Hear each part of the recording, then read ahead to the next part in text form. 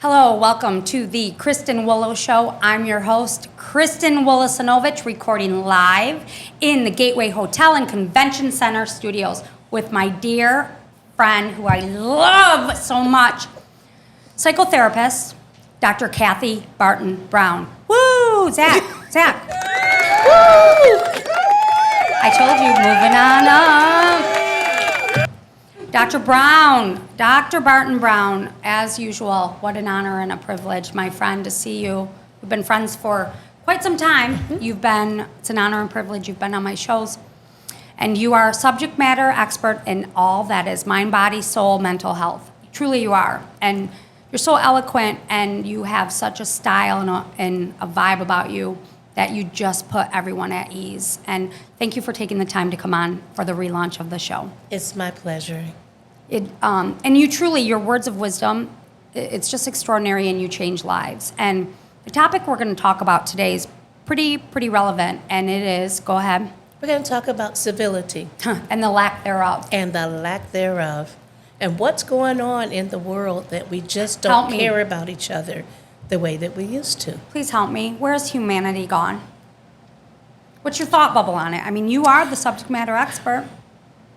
Well, I think that, and it started a while back, so many of the baby boomers, which is my age group, complain about everyone younger. Everyone younger. They're on their phones. They never bring their heads up. They don't want to work. And I correct them and say, excuse me. Talk to them. The phone is nothing more than what we did in the 70s when we put our children in front of TVs all day long, and the TV was the babysitter. So we got them interested in other things besides going outside and playing family games, and we're the ones that did that because we wanted to work all the hours in General Motors. Yes. So overworked women think about it, like it's only been since 1972, right? When were white women allowed to vote, to when black women were allowed to vote, to when women could even get credit, right? They couldn't without a signature from their husband or their father. And then we're in the workplace. I mean, it was like a burn your bra era. Believe it or not, up until the 50s, it was on the books that a man could beat his wife as long as it was not with a ruler wider than his thumb. Rule of thumb, that's where that term came from. Oh, my God. It was on the books. It was legal. Oh, my gosh. It was I'm acceptable. never saying that again in my It was life. acceptable. Wow. So we've come a long way, baby, because for that to be on the books, and now we actually deal with domestic violence, and we're charging people with domestic, and it's not just men. It's women too. Because 100. there are 5.6 million men that are battered every year by women. Yeah. By women, but of course men don't talk about it because they call the cops, and someone your size, beats up a guy 6'5". I can too. Come on, Bring man. Come on. Yeah, they're like, well, I personally, I'm not going to go into it, but, I've had, I had a very volatile relationship, and it was tough, and he took me down fast, and faster than I ever thought, like, he's can box, and it's so surreal. It's very surreal. And they, police questioned me quite a bit. But this was pre-COVID. It was in a town that doesn't have a lot of crime.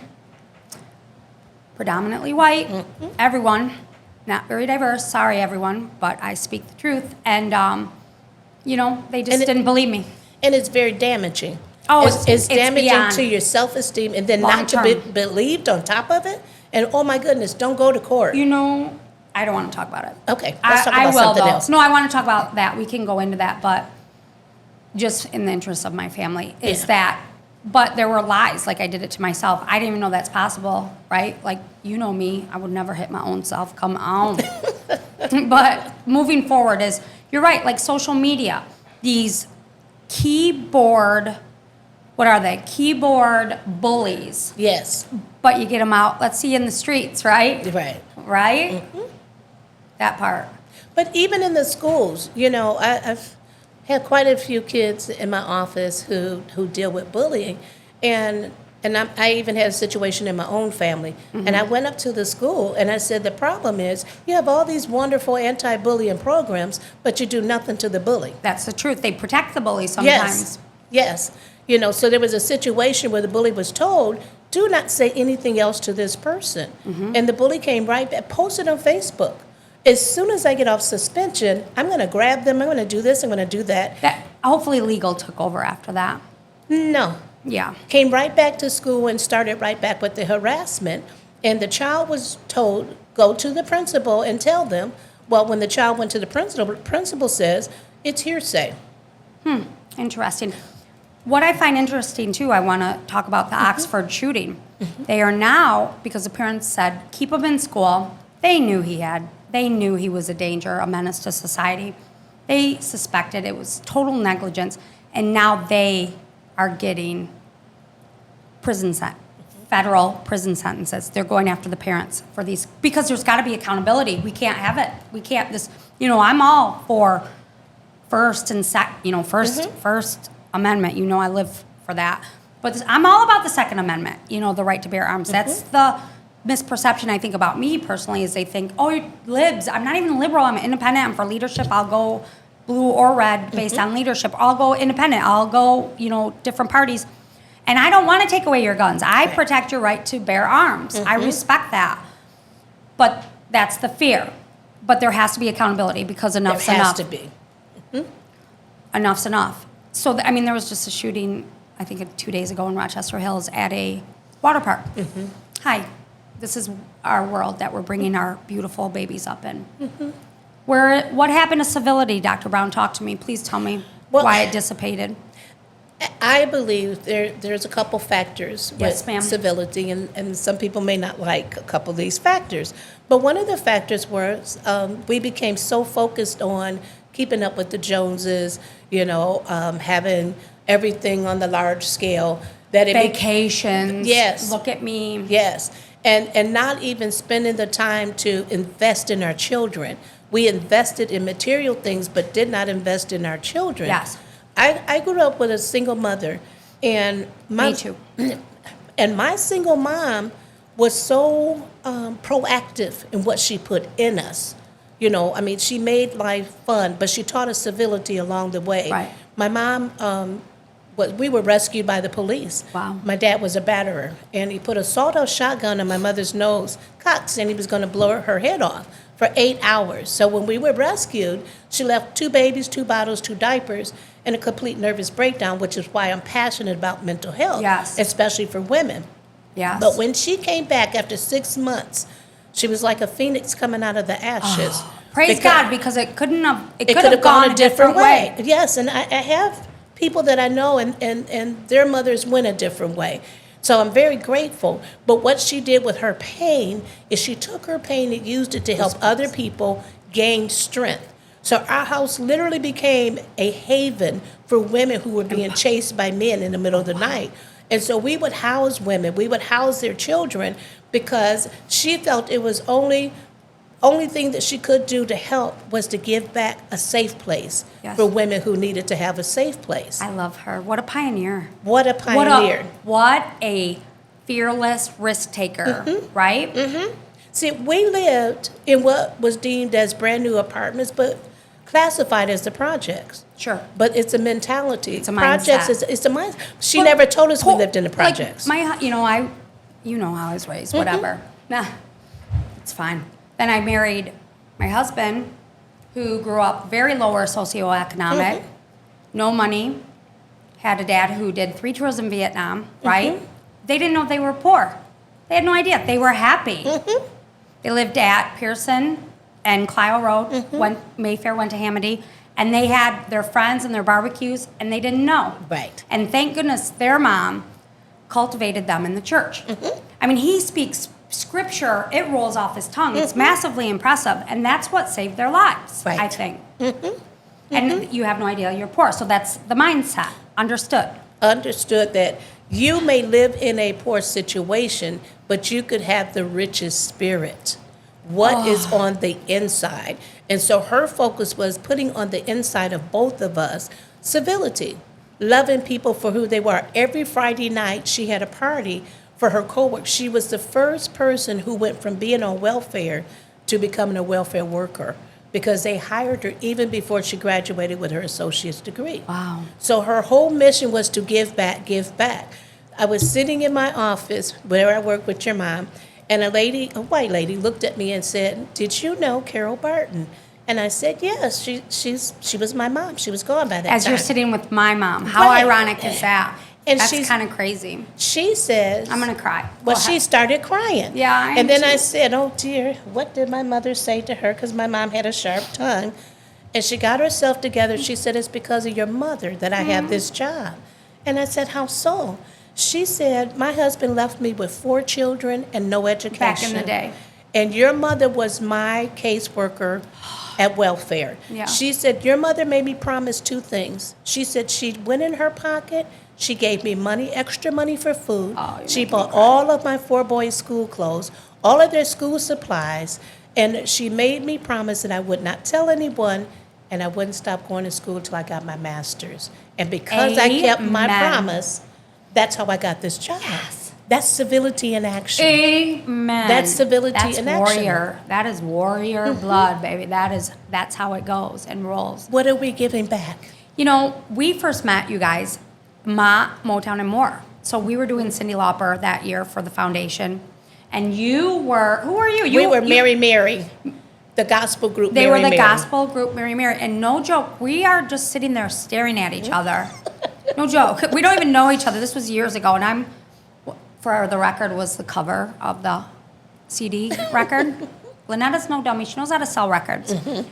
But I'm Cyndi Laupered up, and I do a beeline to this woman, and we just talk, and we realize, she's like, "I worked with your mom." I said, "Oh my gosh." She goes, "I'm a therapist." "What's your name? What's your maiden name?"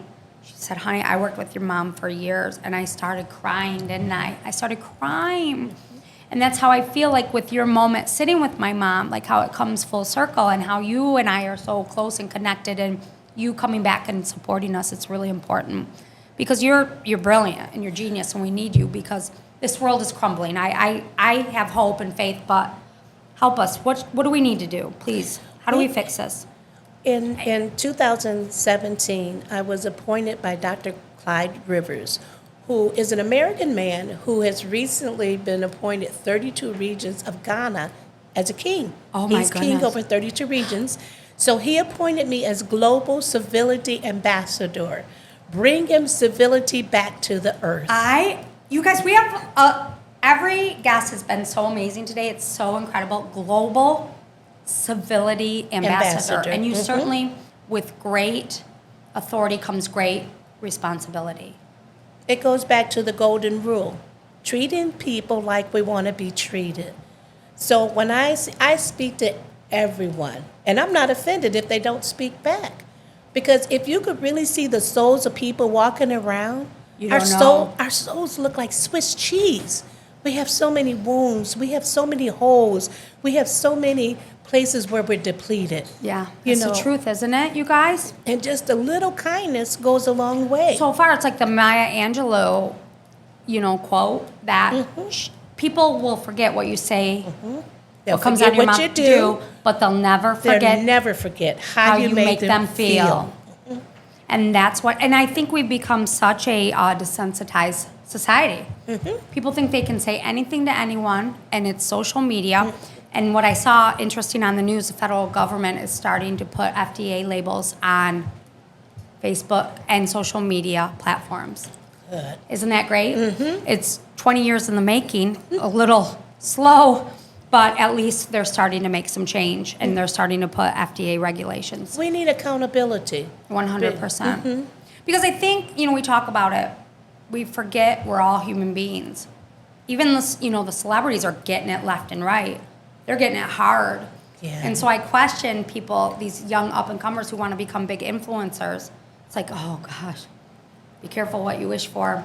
Because Do you have what it takes? do you have the thick skin? Yeah. You got to have grit, persistence, and you can't be affected. But that doesn't mean you're not on occasions. Well- I get very affected sometimes, and then I go, fuck them. Well, this is Keep what it going. This is what you keep in mind. It is not what they say about you. It's not even what you've done yourself. It's what you believe. Yes. So it's not what people say. It's none of my business what they say. It's none of my business what they say, nor how they feel about me. Yes. Because you may not like me, but that's okay, because when you know what you're called to do, what's your mission on earth? What are you passionate about? Right. What's your purpose? My purpose is to build lives, to help people heal in the broken places, Yes. and help them enjoy their life instead of just merely existing. Yes, ma'am. Yes. But I do think that in some of our previous generations, we lost the art of raising children. Yes, ma'am. We talk at children, we let children talk at us, but we don't really teach them. With my girls, Karina and I did The Queen and Me Raising the Queen and You broadcast for a lady. And Karina said, my mother has never yelled at me. She doesn't. I don't. Me neither. I've never yelled at those girls. But I made it a rule before I had children. And it was because I heard a story of a woman who never raised her voice at her child. Her child was going out to catch the bus between two cars and could not see that a bus was coming. Does she yell? And his She had mother to. yelled out his name because he had never heard his mother yell. He stopped in his it. tracks. Yes. Right. But you have to, but you have to understand, like, raised in a household, the Irish Yes. way, whoever was louder, their story was better. Right. And And that's a lot of households. And I grew up with screaming. Yeah. I was very desensitized. That was normal. His mother is a screamer. My business partner, best friend in life. We are Venus and Serena. Rah, rah. And then I'll go, oh my gosh. We can't do meetings together with people because they go, what in the world? This energy, you're both too fierce, We know how to manage it, but I've really evolved and been very intentional in having great conversations with those girls and breaking the generational cycle. Breaking the cycles. I've done the I've done the shadow work. I've done the work. I'm doing it. I'm doing it. And it takes one person, one thought to change generations. My grandmother was cold. She didn't hug. She wasn't affectionate. She provided, but she wasn't affectionate. So Sure. my mother, at 10 years old, said, if I ever have children, I'm going to love I'm going to shit nurture out them. of them. Yes. I'm going to love them. I'm huggy. My brother was huggy. My kids are huggy. 10-year-old Yeah. did that. So anything that we don't like in our family, in our family history, we have the ability to change it. Yes. One conscious thought. And you had the support to change it, where a lot of families don't support that change. They Right. become the black sheep. They become the outlier, the troublemaker. You will. Yes. Well, hi. It comes Hi. with the territory. You know one thing I'm glad they broke? Everyone kissed on those damn lips. Oh. And I'm okay, whatever. Families kiss all the time. And I was always a side cheeker for some weird reason. But I'm super huggy and touchy-feely and, I get in your face. I've been working on all that too, a little bit. But the kissing, I'd always go to the side. I'm glad we broke that a little bit. Yeah. COVID probably stopped a lot. Yeah. And for some people, it's Families intrusive. do it, though. Yeah, They still do it. And I respect it. I love it. But they don't ask the kid how they feel about it, do they? No. Oh, I don't care. I hug my girls. Oh, no. But the kissing on the mouth is really we don't kiss on the uncomfortable. mouth. That would kill all of us. That would kill all. But we also use a lot of humor. Yeah. And a lot of inappropriate humor to cope. We're funny. And those girls are very funny. And they dig on me, and I deserve it. And I dig on them. It's really funny, but there's a lot of healing going on, too. A lot. And my mom's healing with us, and she's evolving, and we're having actual conversation. Now, granted, I was in the hospital on oxygen, but there was a lot of love, and I feel like I haven't felt that in a long time. And my eyes were watering because I had the smoke inhalation, but I started like really crying, going, "Oh my goodness!" Because I accepted it. I didn't battle her. Yeah. I received it. That's called a turning point. Thank you. It's a turning point. Well, you've been very pivotal in my road and my travels in turning points for a lot of, for critical mass. You're a public figure yourself, and when you and beautiful Karina do your Facebook Lives or any of your messaging, I'm right there. You'll see my hearts, and of course your dear friend and my dear friend Dawn Jones, who's the Channel 12 anchor. You have quite the network, quite the connection. You're a big deal, girl. Well, you know what? Your big voice. I'm just grateful for opportunities, and I take my experiences and try to help other people. You know, my places of pain, when people see me as that person or the person on the Oh, she doesn't. on Look, Channel she's 12. beautiful and she's this and she knows it all. But when no. they hear when they hear the backstory, Yes, ma'am. then they know that whatever they're going through, it's normalized. Yes. And those who are called to great places have great resistance. To whom much is given, Much much is is required. required. You got it. Yeah, pushing And- through. And you are such a leader in that testimony, and you're not afraid to tell your story. No. And you're not afraid to normalize it. And when you normalize it for people, it's a game changer. Because they think they're on an island, and they're not. Right. And that goes to people not talking back or saying hi back, or people so zoned out and so desensitized, when in reality, we're all connected. I used to work on the psych unit with men, and I made it a point to talk about sexual abuse because they don't talk about it in the men's world. Right. And there was usually one man that would act out, but the men who really needed it, they would step up and put that person out because they needed the information to Certainly. heal. They got rid of it, and then they were willing to be Do the- vulnerable and do the Be work. vulnerable and do the work. Yes, ma'am. Well, this is only the beginning. The Kristen Willow Show is relaunched. We're going to change. We are with the global world queen of civility, and we are going to champion this cause. It will be our goal through 2024. And in doing so, we'll tackle many topics. Can we just be kind to each other? Most important. One more time.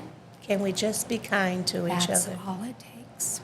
I love you. Thank you I for making love me you. cry on my show. Welcome back. Thank you. Thank you. I am so honored and privileged to be back. It's been too long. And you guys check her out, psychotherapist, Dr. Kathy Barton Brown. You can find her on Facebook, Instagram. Google her to make an appointment. She's the best of the best. Truly, thank truly you. the GOAT. I Thank love you. you. So I love thank you you. so much. Oh, you guys. Thank you, Zach. Thank you, Celesta. Love you, Lainey. Love you all. Beautiful Karina's here. She's stunningly beautiful. Your daughter. Yes, she is. And she's your right-hand partner. She's in everything Until with you. August, she's moving to Tennessee. No, she is not. We will get her a studio. Well, the birdie's leaving the nest, as she should. Yes, she should. It's time. I'm excited for her. I am too. Road trip to Tennessee. Are you kidding me? Nashville, here we come. Look, Karina, that couch ready, girl. Right. Love you. All right, you guys, viewers and listeners, as always, we're nothing without you. Zach, love you. Celeste, Lainey, everyone, the whole crew. I got the A-team in here now. This has been the Kristen Willow Show.